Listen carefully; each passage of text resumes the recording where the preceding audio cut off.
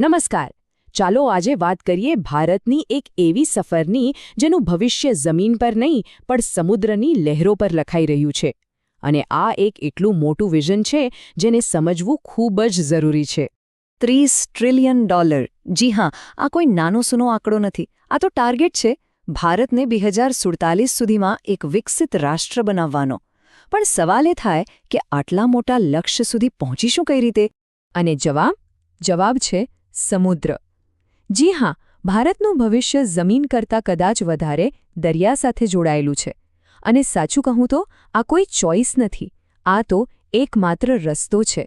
તો સવાલ એ છે કે સમુદ્ર આટલો બધો ઇમ્પોર્ટન્ટ કેમ છે?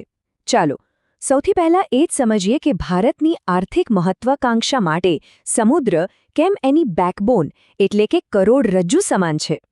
તમે જ વિચારો, ભારતમાં જે કંઈ પણ માલસામાન આવે છે કે જાય છે એમાંથી વોલ્યુમની રીતે એટલે કે જથ્થાની દૃષ્ટિએ 95% દરિયાઈ માર્ગે થાય છે.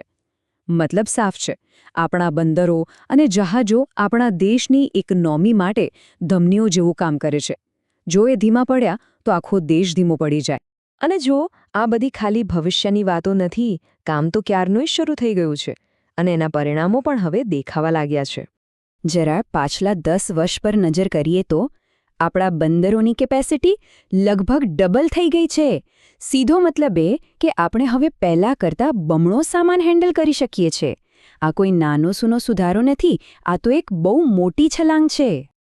પણ વાત ખાલી વધારે સામાનની નથી, વાત સ્પીડની પણ છે. પહેલાં કેવું હતું, એક જહાજ પોર્ટ પર આવે, સામાન ઉતારે અને પાછું જાય. એમાં લગભગ 4-5 દિવસ નીકળી જતા. આજે એ જ કામ ખાલી 2 દિવસમાં થઈ જાય છે. મતલબ કે સમય સીધો અડધો. એફિશિયન્સીમાં લગભગ 50%નો જંગી સુધારો. અરે આ તો થઈ પોર્ટની વાત. આની સાથે સાથે અંગ્રેજોના સમયના જે જૂના કાયદાઓ હતા ને એ બધા બદલીને નવા અને આધુનિક નિયમો લાવવામાં આવ્યા છે. એટલું જ નહીં, દેશની અંદર જે નદીઓ અને જળમાર્ગો છે ત્યાંથી થતું કાર્ગો ટ્રાન્સપોર્ટ 8 ગણું વધી ગયું છે. એટલે કે પાયામાંથી જ આખા સેક્ટરને મજબૂત કરવામાં આવી રહ્યું છે. પણ આ બધું જેટલું સારું લાગે છે એટલું સરળ નથી. દરેક મોટી સફરમાં તોફાન તો આવે જ. અને અહીં પણ કેટલાક એવા મોટા પડકારો છે જે આખા વિઝનને પાટા પરથી ઉતારી શકે છે. અહીં એક હકીકત છે જે કદાચ ચોંકાવી દેશે. દુનિયાભરમાં જેટલા પણ વેપારી જહાજો છે એમાંથી ભારતના પોતાના જહાજો કેટલા છે ખબર છે? માંડ 1%થી થોડાક વધારે. આનો સીધો મતલબ શું થયો? આપણો 95% વેપાર વિદેશી જહાજો પર નિર્ભર છે. આ એ બહુ જ મોટી નિર્ભરતા છે. અને આ નિર્ભરતાની કિંમત શું છે? દર વર્ષે $75 અબજ. આટલી મોટી રકમ આપણે દર વર્ષે વિદેશી શિપિંગ કંપનીઓને ભાડા તરીકે ચૂકવીએ છીએ. આ પૈસા સીધા દેશની બહાર જાય છે. વિચારો, આ પૈસા જો દેશમાં જ રહે તો? આ તો થઈ એક વાત. બીજા પણ પડકારો છે. જેમ કે આપણા દેશમાં લોજિસ્ટિક્સનો ખર્ચ બીજા દેશો કરતાં ઘણો વધારે છે. આપણા બંદરો ભલે સુધરી રહ્યા છે, પણ સિંગાપોર કે શાંઘાઈ જેવા મોટા હબથી હજુ ઘણા પાછળ છે. અને દુનિયાના જે સૌથી મોટા જહાજો છે એમને લાંગરવા માટે જે ઊંડા બંદરો જોઈએ એની પણ હજી કમી છે. પણ શું આ પડકારો ખાલી આર્થિક જ છે કે પછી વાત દેશની સુરક્ષા સુધી પણ પહોંચે છે? અને જવાબ છે હા. એક મોટો ભૂ-રાજકીય પડકાર પણ આપણી સામે ઊભો છે.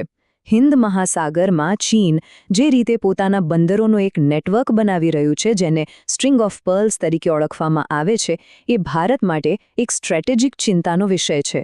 એટલે દરિયામાં મજબૂત થવું એ હવે ખાલી વ્યાપારની વાત નથી રહી, એ દેશની સુરક્ષા માટે પણ એટલું જ જરૂરી બની ગયું છે. તો આટલા બધા પડકારો, આર્થિક અને સ્ટ્રેટેજિક, એનો જવાબ શું? વેલ, એનો જવાબ છે વિઝન 2047. ચાલો જરા ઊંડા ઉતરીને જોઈએ કે આ ભવિષ્યનું રોડમેપ આખિર છે શું. સૌથી પહેલાં તો વાત કરીએ પૈસાની, કારણ કે કોઈ પણ મોટા વિઝન માટે રોકાણ જરૂરી છે.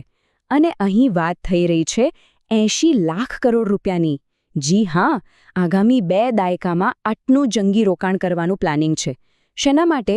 તો કે નેક્સ્ટ જનરેશન પોર્ટ્સ, નવા જહાજો બનાવવા અને ગ્રીન શિપિંગ જેવી ટેકનોલોજી માટે. આ આખી યોજના સમજો કે 4 મોટા પિલર પર ઊભી છે. પહેલો, બંદરોનું આધુનિકીકરણ, એમને સ્માર્ટ અને ઓટોમેટિક બનાવવા. બીજો કનેક્ટિવિટી એટલે કે પોર્ટ્સને રેલ, રોડ અને જળમાર્ગથી દેશના ખૂણે-ખૂણા સુધી જોડવા. ત્રીજો ગ્રીન શિપિંગ એટલે કે પર્યાવરણનું ધ્યાન રાખવું. અને ચોથો, જે સૌથી અગત્યનો છે, દરિયાઈ સુરક્ષા. આમાં એક બહુ જ રસપ્રદ કોન્સેપ્ટ છે, ગ્રીન શિપિંગ કોરિડોર. આને તમે દરિયા પરના ગ્રીન હાઇવે સમજી શકો છો. એવા ખાસ દરિયાઈ રસ્તાઓ જ્યાં એવા જહાજો ચાલશે જે ઝીરો અથવા બહુ ઓછા પ્રદૂષણવાળા ફ્યુલનો ઉપયોગ કરશે. અને આ માટે ભારત, જાપાન, નોર્વે જેવા દેશો સાથે મળીને કામ કરી રહ્યું છે. અને વાત અહીં અટકતી નથી. ટાર્ગેટ છે 2030 સુધીમાં જહાજ બનાવવાના મામલે દુનિયાના ટોપ 10 દેશોમાં સામેલ થવાનો. પોર્ટ્સ પર ગ્રીન ટેકનોલોજીનો ઉપયોગ વધારવાનો. ડ્રોન અને સેટેલાઇટથી આપણી દરિયાઈ સરહદોને વધારે સુરક્ષિત બનાવવાનો. અને આ બધું કરવા માટે શું જોઈશે? લોકો, એટલે કે સ્કિલ્ડ એન્જિનિયર્સ અને સાયબર સિક્યોરિટી એક્સપર્ટ્સની આખી નવી ફોજ તૈયાર કરવામાં આવશે. તો આ બધી વાતો થઈ પ્લાનિંગ, રોકાણ, ટેકનોલોજી. પણ આખરે સવાલ એ આવે છે કે આ બધું શા માટે? આટલી બધી મહેનત કરવાનો હેતુ શું છે?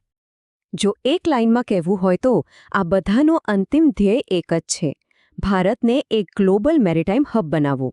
કેવી રીતે? તો કે અત્યાધુનિક બંદરો, ગ્રીન શિપિંગ અને મજબૂત દરિયાઈ સુરક્ષાના જોરે. કારણ કે મજબૂત મેરીટાઈમ સેક્ટરનો મતલબ ખાલી વધુ વ્યાપાર નથી થતો. એનો મતલબ થાય છે દેશની આર્થિક સમૃદ્ધિ. એનો મતલબ થાય છે દેશની મજબૂત સુરક્ષા. અને એનો મતલબ થાય છે આવનારી પેઢીઓ માટે એક સસ્ટેનેબલ એટલે કે ટકાઉ ભવિષ્ય. આ ત્રણેય વસ્તુઓ એકબીજા સાથે જોડાયેલી છે. પણ છેલ્લે એક મોટો સવાલ મનમાં રહી જાય છે. શું ભારત આ બધા પડકારોના તોફાનને પાર કરીને 2047 સુધીમાં ખરેખર એક દરિયાઈ મહાશક્તિ બની શકશે? વેલ, જવાબ તો ભવિષ્ય જ આપશે. પણ એક વાત નક્કી છે, આ સફરની શરૂઆત ખૂબ જ દમદાર રીતે થઈ છે.